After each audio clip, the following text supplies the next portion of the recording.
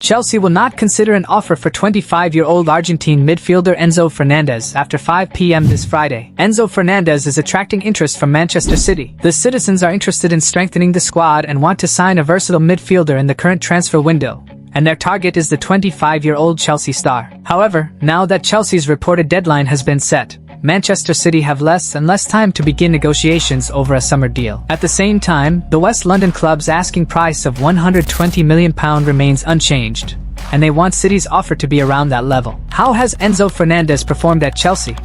Enzo Fernandez has established himself as one of the best players in the Premier League since joining Chelsea from Benfica in January 2023 for a large fee. Although the South American initially had difficulties adapting at Stamford Bridge, he has become a key player in the West London club's midfield. The Argentine midfielder delivered an exceptional 2025-26 season, scoring 15 goals and providing 7 assists in 54 matches across all competitions. His form has attracted interest from several leading European clubs, including Manchester City. Will Fernandez leave Chelsea anytime soon?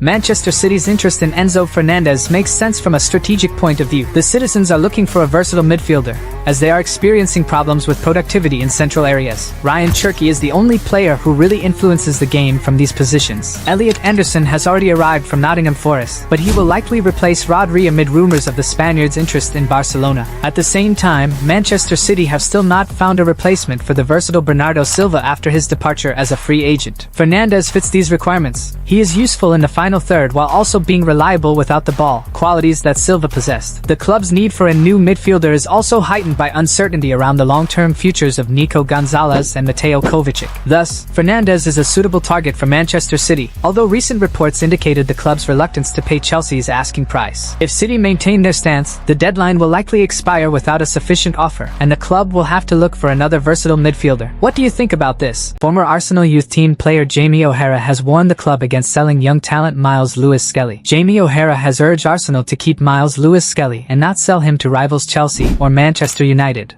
warning that letting the teenager leave would be a costly mistake. Lewis-Skelly's future has attracted increased attention following reports that the Arsenal Academy graduate was offered to potential buyers this summer. Chelsea and Manchester United have been linked with the versatile young player, although at this stage neither club appears ready to meet Arsenal's demands. The 19-year-old made a major breakthrough last season, becoming an important player in Mikel Arteta's squad. Although Lewis-Skelly is primarily a left-back, he has demonstrated the ability to operate in midfield and was particularly impressive in the final stretch of the season. Speaking about potential interest from Chelsea or Manchester United, O'Hara urged both clubs to test Arsenal's resolve, but insisted that the Gunners must stand firm. He told Sky Sports, "Yes, absolutely, it's worth testing. I think if you're Manchester United, you look and think, is there something in this lad? Yes, absolutely. Make a bid and test Arsenal's resolve, see where it goes. If Arsenal let him go to Manchester United or Chelsea, I guarantee that in a year's time they will regret that decision. Letting him leave the club is a sacking offense." O'Hara's words highlight the growing belief that Lewis-Skelly has the potential to become a top-level Premier League player. His versatility, technical skills, and willingness to operate in different areas of the pitch make him especially valuable to Arteta. Why might Lewis-Skelly be tempted to leave? The situation is complicated by increased competition at Arsenal. Ricardo Calafiori and Piero Hincapié are Arteta's preferred options at left-back, and the midfield has been further strengthened by the signing of Bruno Guimaraes.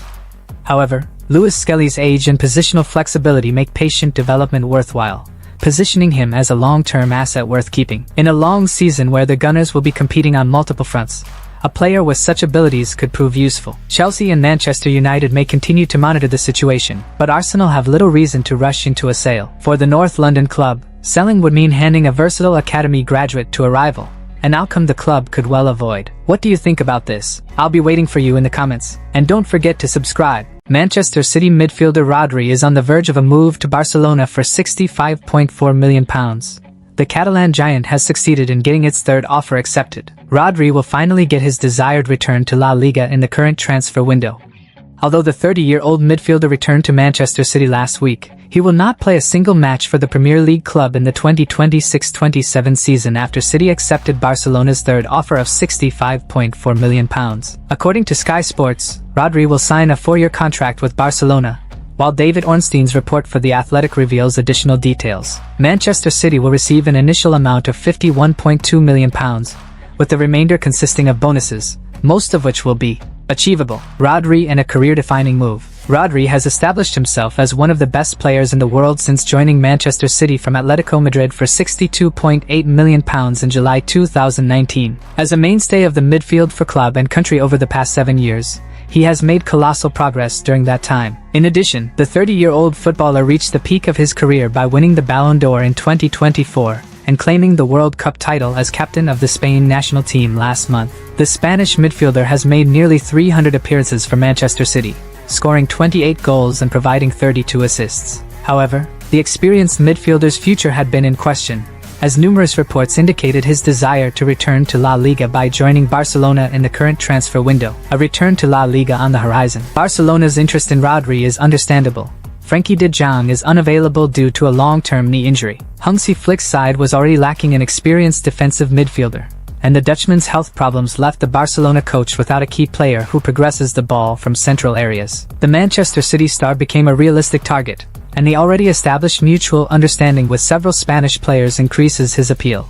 Ideally, he should settle in quickly at the Spotify Camp Nou. However, Barcelona suffered setbacks with 2 offers for the Spaniard, and only the latest offer of £65.4 million finally worked. The player's desire to move to the Camp Nou gave Barcelona leverage in negotiations with Manchester City. Manchester United is close to agreeing a deal for Carlos Baleba after making an offer worth £65 million, including bonuses, for the Brighton and Hove Albion star. Manchester United is close to an agreement with Brighton and Hove Albion over the transfer of Baleba. The Cameroonian midfielder has been a target of the Red Devils since last summer, and Michael Carrick's team has now made an offer of £60 million plus £5 million in bonuses. The Seagulls have not yet accepted this offer. However, friendly negotiations between the clubs inspire confidence that the deal can be successfully completed. In the summer, Manchester United needed to strengthen the depth of the squad in midfield after the departure of Casemiro and the injury of Ugarte. After signing Andre Santos from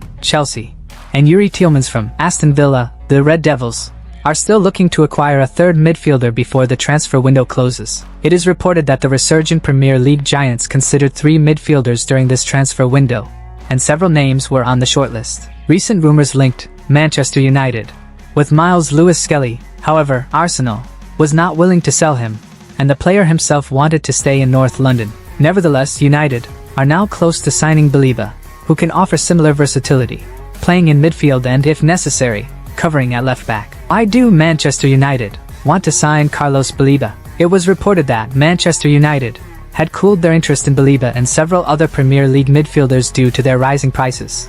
But the situation has since changed. According to David Ornstein of The Athletic, the club's offer of £60 million plus £5 million in bonuses still falls short of Brighton's valuation of the 22-year-old player. Nevertheless, discussions between the clubs are continuing in a constructive manner, and there is confidence that an agreement can be reached in the near future. As reported by Florian Plettenberg, personal terms have already been agreed with the Cameroonian midfielder, which could play into Manchester United's hands in completing the deal with the Seagulls. Baleba has made 112 appearances for the Seagulls since joining from Lille in 2023. He was linked with Manchester United last summer, but Brighton's high valuation prevented the club from making an official offer. According to reports from the Brighton camp, the club is now ready to sell the player for a more reasonable price, and Old Trafford increasingly looks like his likely destination. Does Baleba suit the team? Manchester United have had problems with mobility in midfield, and Tielemans and Santos have not fully solved this issue. Baleba would add athleticism,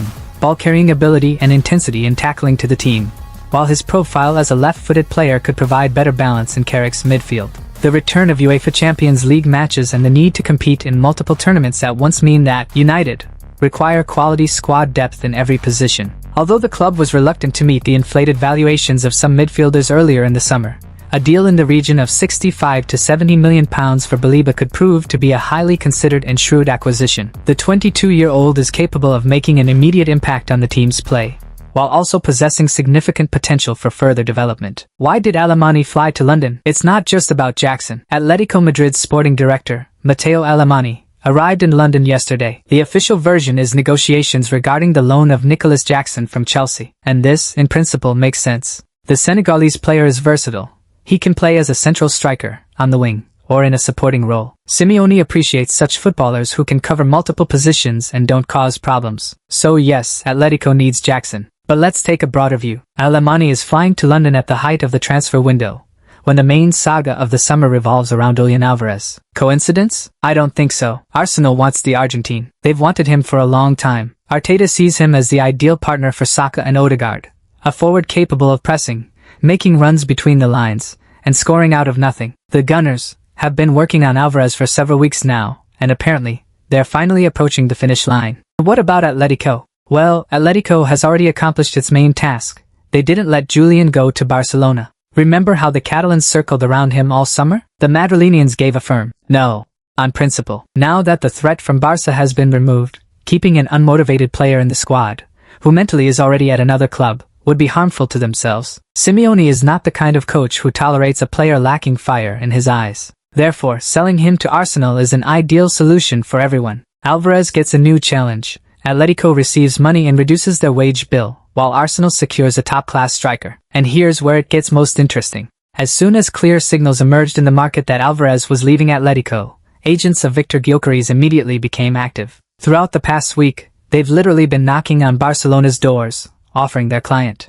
And the logic here is ironclad. If Atletico is selling their main star, it means Barcelona has a vacant niche and possibly budget available for reinforcement. Gyökeres is a player with a big name, goals, and experience in major matches. He fits perfectly into the profile of what Deco is looking for. Thus, one deal triggers a chain reaction. Alvarez heads to London, Gyökeres tries to latch onto Barcelona, Jackson goes on loan to Madrid, and somewhere within this scheme Chelsea also lightens their squad load. The football market is like dominoes. Touch one piece, and all the others come tumbling down. We'll keep watching how things develop.